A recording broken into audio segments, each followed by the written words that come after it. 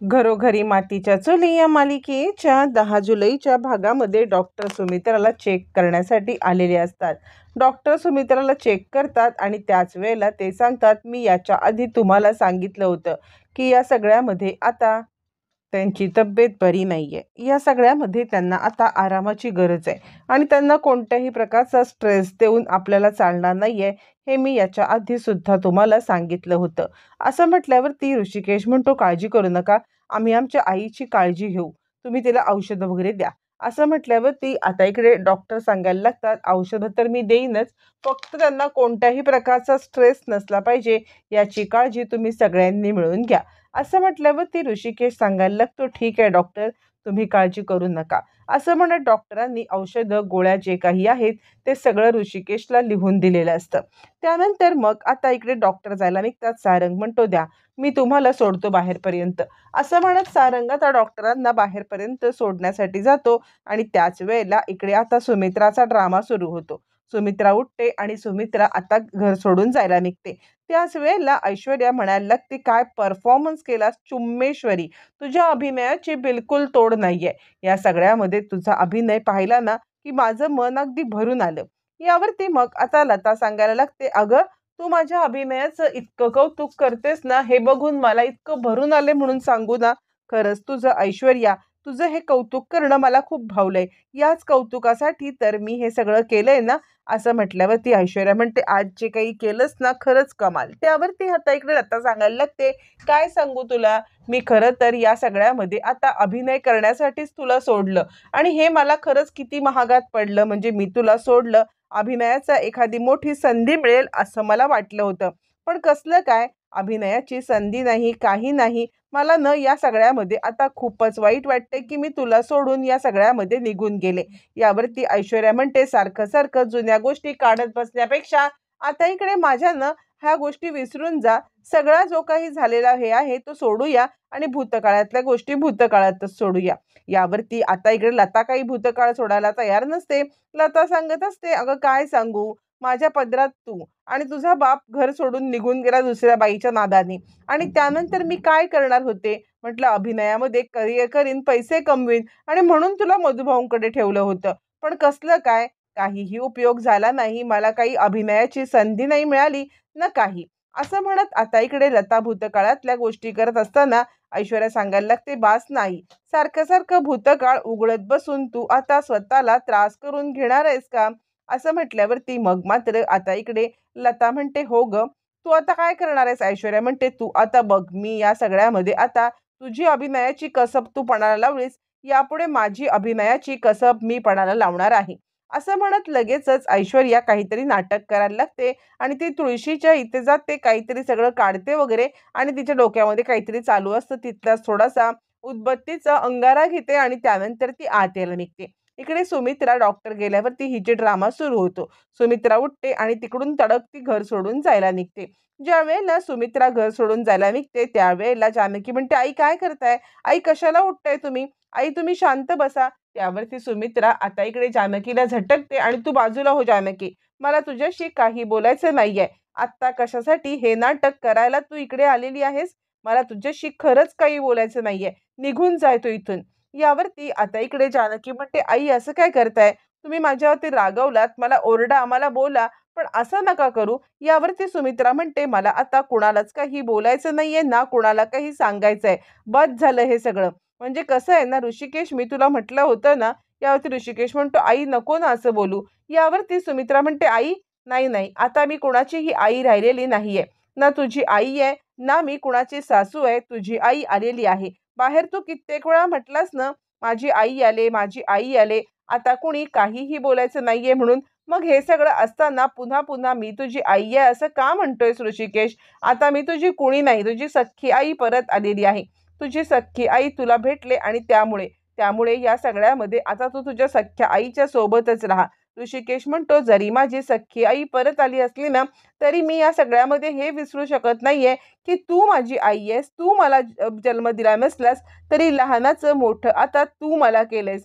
असं म्हटल्यावरती मग मात्र आता इकडे सुमित्रा म्हणते, आता कसलं मी आई, काही माझा उपयोग नाहीये.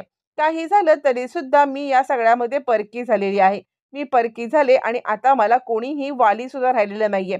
माझं मूल एका झटक्यात माझ्याकडून हिरावून गेलेलं आहे. काहीही झालं तरी सुद्धा या सगळ्यामध्ये मी आता एकटी पडले. खरंच मी एकटी पडले. असं म्हणत सुमित्रा रडायला लागते. त्यावरती ऋषिकेश म्हणतो, जरी माझी आई परत आली असली तरी तुझं आणि माझं नातं कधी संपणार नाहीये किंवा या सगळ्यामध्ये तू आणि मी आपण दोघं जण वेगळे होऊ शकत नाहीये. त्यावरती सुमित्रा म्हणते, ह्या सगळ्या बोलायच्या गोष्टी झाल्या रे. या सगळ्या बोलायच्या गोष्टी आहेत. याच्या पलीकडे आता इकडे काहीच उरलेलं नाहीये. मला तर या सगळ्यामध्ये इतका त्रास होतोय ना. असं म्हणत सुमित्रा म्हणते, मी आधीच म्हटलं होतं की DNA रिपोर्ट ज्या वेळेला आता इकडे निगेटिव्ह किंवा पॉझिटिव्ह येतील तेव्हा पॉझिटिव्ह येतील तेव्हा मी घर सोडणार आणि निगेटिव्ह येईल ना त्यावेळेला घर सोडून जाणार ते म्हणजे आता इकडे ती पार्वती. पण आता पॉझिटिव्ह आलेत त्यामुळे मला घर सोडून जाणं भाग आहे आणि त्यामुळे मी घर सोडून निघालेली आहे. असं म्हटल्यावर ती ऋषिकेश इकडे समजवतोय. त्याच वेळेला नानासाहेब सुद्धा समजवायला लागतात आणि ते म्हणतात, सुमित्रा काय वेड्यासारखं करतेस. त्यावरती सुमित्रा अधिकच चिडते आणि तुम्ही तर काही बोलूच नका. तुम्ही या सगळ्यामध्ये जे काही केलंत ना तुमच्यामुळे सुद्धा त्या बाईची एवढी हिंमत वाढलेली आहे असं ती म्हणायला लागते. त्यावरती नानासाहेब म्हणतात, सुमित्रा तू उगाचच आतताईपणा करते, स्वतःला त्रास करून घेत आहेस असं म्हणायला लागतात. त्यावरती सुमित्रा म्हणते, नाही नाही आता मी इथे एक क्षण थांबणार नाहीये. मी माझं वचन पूर्ण करणार. मला इथून जायलाच पाहिजे. असं म्हणत सुमित्रा घाई गडबडीत तिकडून उठून जायला निघते. काहीही झालं तरी सुद्धा मी इकडून निघणार. त्यावरती ऋषिकेश तिचे पाय धरतो आणि आई असं काय करतेस. तू नको जाऊस. तू काही करू नकोस. एक गोष्ट लक्षात ठेव. काही झालं तरी सुद्धा मी तुला इथून जाऊ देणार नाहीये. तू माझ्यासाठी किती महत्वाची आहेस हे मला माहिती आहे ना. तुला माहिती आहे ना. त्यामुळे मी तुला कुठेही जाऊ देणार नाहीये. असं म्हटल्यावर ती सुमित्रा म्हणते, नाही ऋषिकेश जाऊ दे. बस झालं आता. आता मला या सगळ्यामध्ये कुठेही काहीही बोलायचं नाहीये. असं म्हटल्यावरती मग मात्र आता इकडे सुमित्रा म्हणते, ठीक आहे. तू जर का म्हणत असलास तर मी एका अटीवरती इकडे थांबायला तयार आहे. यावरती ऋषिकेश म्हणतो, आई तू बोल फक्त. काय अट आहे. ती सगळी अट मान्य करायला मी तयार आहे. त्यावरती सुमित्रा म्हणते, हे बघ माझी अट एकच आहे की जर का तुला मी इथे राहावंसं वाटत असेल तर ही तुझी बायको आता इकडे अजिबात कुठे आधेमध्ये येणार नाही. माझ्याशी बोलणार नाहीये आणि मला काही सांगणार सुद्धा नाहीये. काहीही झालं तरी सुद्धा या सगळ्यामध्ये आता इकडे तुझ्या बायकोने माझ्या आसपास फिरकायचं नाही. मला आई म्हणायचं नाही.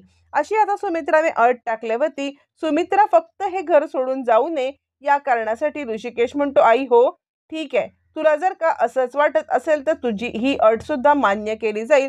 तू नको टेन्शन घेऊ. असं म्हणत त्याने आता सुमित्राची अट मान्य केलेली असते आणि जानकीला या सगळ्यामध्ये आता सुमित्रापासून लांब राहायची तंबी दिलेली असते.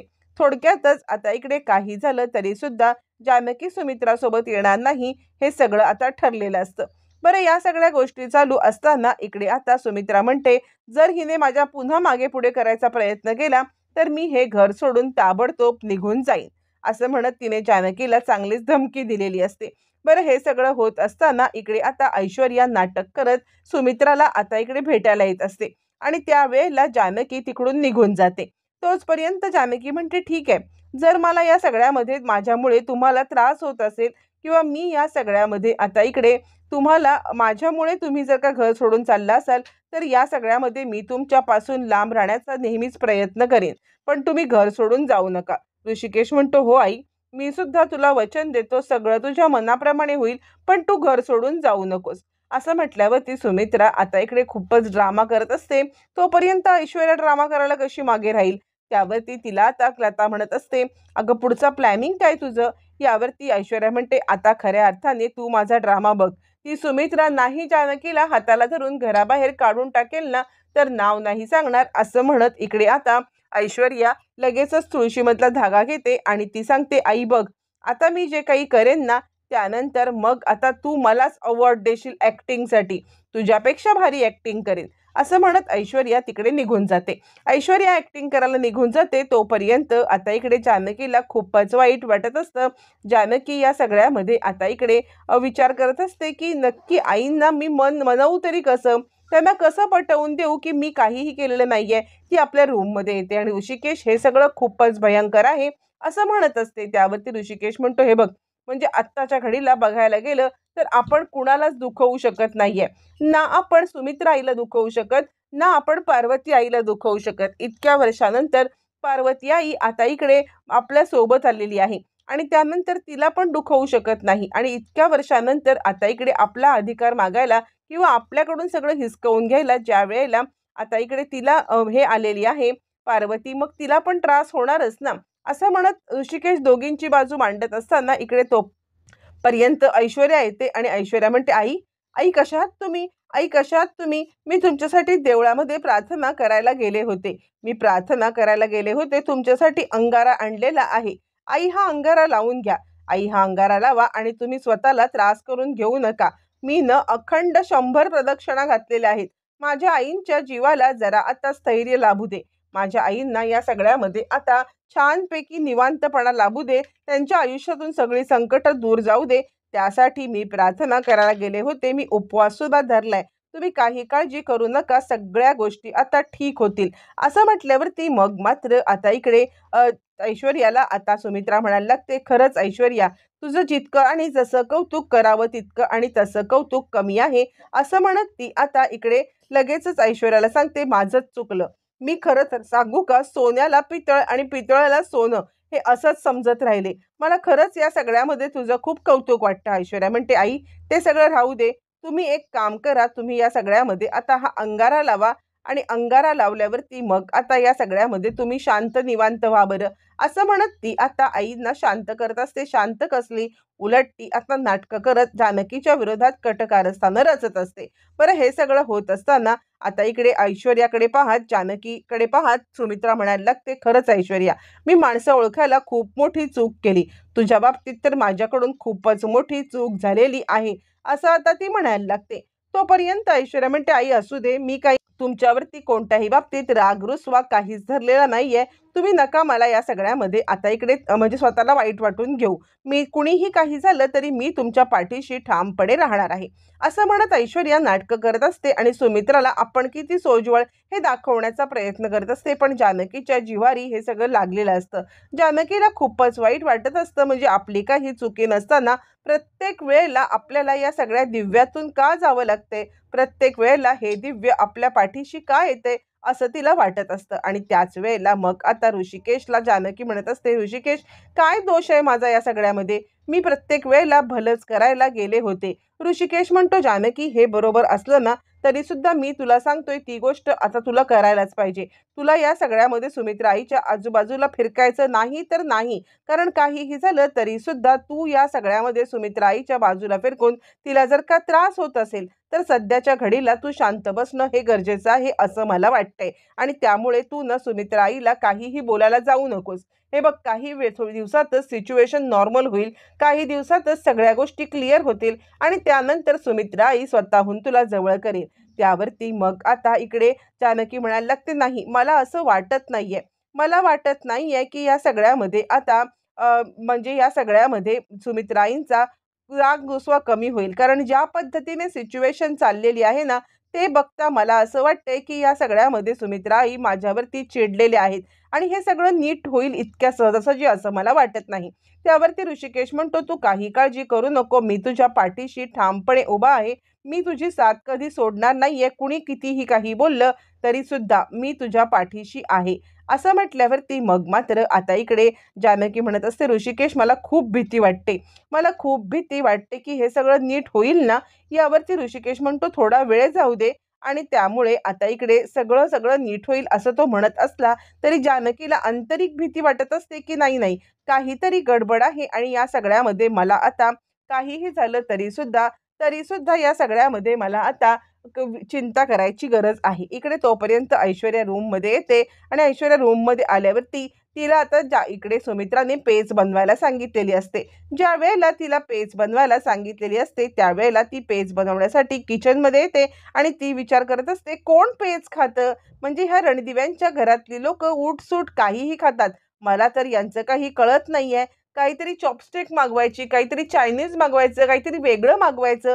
हां, म्हणजे मी हे सगळं ऑर्डरच केलं असतं, पण पेज कुठे ऑर्डर मिळणार आहे? मला तर कळत नाहीये की पेज कशाची बनते, कशाशी खातात आणि काय करतात. कशी पेज बनवू? तिला काही कळत नसतं आणि ती हातामध्ये सगळी भांडी घेऊन पेज बनवायची आहे म्हणून गोल गोल गोल गोल घरभर फिरत असते. पण पेज कशी, कुठे, काय बनवायची याचा तिला काहीच पत्ता लागत नसतो आणि त्यामुळे ती आता पूर्णपणे गडबडलेली असते. कशी पेज बनवू, काय करू हे करत असताना कसलं पीठ घेऊ, कसलं ज्वारीचं की बाजरीचं की नाचणीचं पीठ काढते आणि त्यानंतर सारंग घेतो. ऐश्वर्या, तुमचं मला इतकं कौतुक वाटतं म्हणून सांगू ना, मला खरंच तुम्ही जे काही केलंत ना माझ्या आईसाठी उपवास वगैरे, हे सगळं मला खूप भारी असं म्हटल्यावरती मग आता ऐश्वर्या म्हणते, मी पेज बनवते आहे. सारंग म्हणतो, मला खरंच तुमचं ना आता कौतुक वाटतं. आईसाठी माझ्या तुम्ही किती करताय. माझी आई खरंच तुमच्यावरती खूप खुश आहे. तुम्ही आईसाठी व्रत केलं, देवळात गेलात, देवळात गेल्यावरती देवळात आईसाठी पूजा केली. खरंच मला तुमचं इतकं कौतुक वाटतंय ना ऐश्वर्या, असं म्हणत सारंग या सगळ्यामध्ये ऐश्वर्याचं कौतुक करत असतो. आणि तुम्ही काय करताय? ऐश्वर्या म्हणते, आईसाठी पेज करते. हे बघा सारंग, माझी पेज झालेली आहे. आता पेज बघितल्यावरती सारंगचा आत्तापर्यंत करत असलेला सगळं कौतुक बंद होतं आणि ऐश्वर्या हे काय, कसली पेज, किती पाणी टाकताय? यावरती ऐश्वर्या म्हणते, नाही, अहो पेज एकदम पातळ असते ना, तशीच पातळ पेज आता मी करायला आलेली आहे. मी पातळ पेज करते, तुम्ही काही चिंता करू नका. त्यात थोडंसं जिरं टाकायचं, घ्या जिरं टाकते, पाणी टाकते, जिरं टाकते, असं काय काय टाकत ती आता पेज बनवायचा प्रयत्न करत असते. प्रयत्न कसला, वाटच लावत असते. बरं, हे सगळं होत असताना मग आता सारंग म्हणतो, ऐश्वर्या मला काय वाटतं माहितीये का, ही पेज अशी नाही बनत. ऐश्वर्या म्हणते, सारंग तुम्हाला काय माहितीये, तुम्ही एक काम करा, तुम्ही ही पेज टेस्ट करून बघा. असं म्हटल्यावर ती वाटीभर पेज आता सारंगला शिक्षा म्हणून ती खायला देते जणू. सारंग ती पेज बघतो आणि ऐश्वर्या, मला नाही वाटत की ही पेज आता अशी बनते. ऐश्वर्या म्हणते, एकतर मी आयुष्यात कधी पेज बनवलेली नाहीये आणि आत्ता जर का मी पेज बनवले तर तुम्ही या सगळ्यामध्ये आडकाठी आणताय. नाही, ही पेज तुम्हाला खायलाच पाहिजे. यावरती सारंग म्हणतो, ऐश्वर्या अहो मला काय वाटतं माहितीये का, मला नाही वाटत की ही पेज न तशी खाण्याच्या लायकीची आहे. ऐश्वर्या म्हणते, सारंग झालं, तुम्ही माझ्यावरती असं खाण्याच्या लायकीची नाही असं म्हणताय. सारंग, मला काही हे पटलेलं नाहीये. असं म्हटल्यावर ती सारंगला ती सांगते, ही पेज तुम्हाला खायलाच पाहिजे.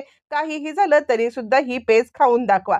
सारंग विचार करतो, अरे बापरे, आणि तो पेज खाऊन म्हणतो, ऐश्वर्या ही पेज खाण्याच्या लायकीची नाहीये. आई माझी याच्यामुळे जास्त आजारी पडेल. ऐश्वर्या म्हणते, काय आजारी पडेल? ही पेज अशीच बनते, मला अशीच येते, मी अशीच बनवणार. तुम्हाला खायची असेल तर खा, तुमच्या आईना खायची असेल तर खाऊ दे. सारंग विचार करतो, अरे बापरे, काय करू? ऐश्वर्या म्हणते, ऑनलाईन पेज ऑर्डर करा. सारंग म्हणतो, अहो पेज नाही ऑनलाईन मिळत. काही झालं तरी सुद्धा पेज कोण ऑनलाईन देतं? त्यावरती ऐश्वर्या म्हणते, मग मला जे येतं ते मी केलंय. तुमचं काय करायचं ते तुम्ही बघून घ्या. मला या सगळ्यात पाडू नका. ऑनलाईन मिळत असेल तर ऑनलाईन मागवा, नसेल मिळत ऑनलाईन तर तुमचं तुम्ही बघून घ्या. असं म्हटल्यावर ती सारंग म्हणतो, ऐश्वर्या अहो असं काय करताय? आईला जर का पेज खायची आहे तर तिला द्यायला पाहिजे ना. ऐश्वर्या म्हणते, मी म्हटलं ना ऑनलाईन ऑर्डर करा. तर करायची असेल तर करा. सारंग विचार करतो, काय करू?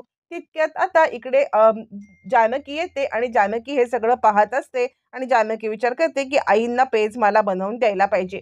सुमित्रा इतकी हाडहूड करत असते किंवा इतकं तिला घालून पडून बोलते तरी जानकीला मात्र आता सुमित्राची काळजी वाटत असते. इकडे तोपर्यंत ऐश्वर्या म्हणते, काय ग, तुला काय वाटलं की तू माझ्यावरती कुरघोडी करू शकशील का? तुला असं एका झटक्यात आडवं पाडेन ना, तुला कळणार नाही. इकडे तोपर्यंत जानकीला झोप येत नसते. ऋषिकेश तिला म्हणत असतो, काय झालं जानकी? जानकी सांगते, ऋषिकेश मला खूपच अस्वस्थ वाटते, कसं होईल काय होईल मला काही कळत नाहीये. ऋषिकेश म्हणतो, तू माझ्या मांडीवरती डोकं ठेव आणि निवांत झोप बरं. हा अंधार सुद्धा सरेल आणि उजेड नक्कीच येईल. आता खरंच ऋषिकेश म्हटल्याप्रमाणे अंधार सोडून उजेड येऊन जानकीला न्याय मिळेल का? आणि सुमित्रासोबत खरं कोण खोटं या सत्याचा उलगडा होईल का? त्यातच ऐश्वर्या जानकी ऋषिकेशला वेगळं करायला निघाले. ते सुद्धा होणार का? हे येणाऱ्या भागातच